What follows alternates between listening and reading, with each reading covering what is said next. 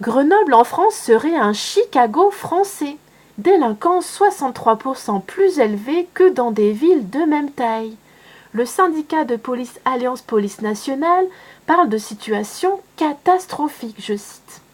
Donc on savait déjà qu'en France il y a 800 no-go zones, 800 quartiers extrêmement dangereux où même la police et les secours ne peuvent plus se rendre, sinon ils se font tirer dessus, voire tuer.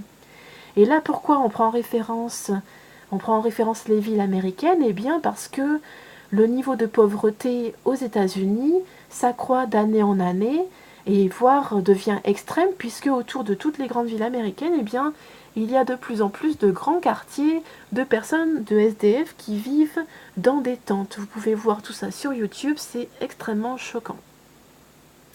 Le syndicat a rappelé qu'à d'autres acteurs de la sécurité, la mairie, la préfecture, la direction de la sécurité publique, il avait tiré le signal d'alarme auprès du gouvernement et des directions centrales, mais sans résultat. Dans ce contexte, Alliance Police Nationale a rappelé les propos tenus il y a un an par le procureur de la République à Grenoble, Jean-Yves Coquillat. Il avait alors affirmé n'avoir jamais vu une ville de cette taille aussi pourrie et gangrénée par le trafic de drogue. Notamment, mais le trafic de drogue entraîne tous les autres trafics à sa suite. Constatant que le ministre Gérard Collomb avait préféré se consacrer à la sécurisation des activités sportives et à l'air pur du Vercors, plutôt qu'à l'atmosphère beaucoup moins vivifiante de la cité grenobloise, le syndicat a rappelé que 30 postes n'étaient pas pourvus dans la ville, sans perspective de renfort sur les prochains mois. Ainsi, les policiers démotivés sollicitent leur mutation faute d'attractivité pour les retenir.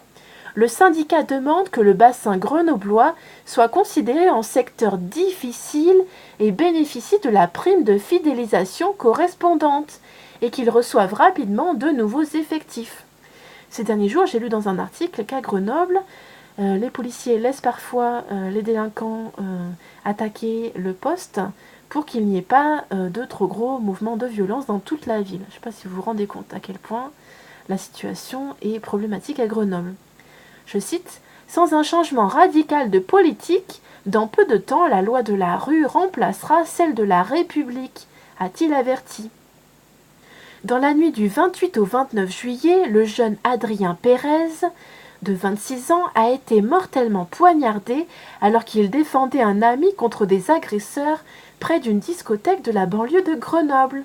La multiplication d'agressions d'une extrême violence qui marque l'actualité depuis le début de l'été inquiète les forces de l'ordre. Il y avait notamment dans la presse le témoignage de la maman qui avait dit que ce sont toujours les mêmes, issus de toujours des mêmes quartiers. Et je fais référence également aux dernières vidéos dans lesquelles l'info a été transmise, comme quoi il y a 800 no-go zones en France, ce qui est énorme. Donc ça fait, si on divise par le nombre de départements français, une centaine, ça nous fait 4 quartiers par ville, par préfecture et par sous-préfecture. Donc c'est énorme. Et notamment à Nantes, dernièrement, il y avait 5 quartiers en feu. A plus.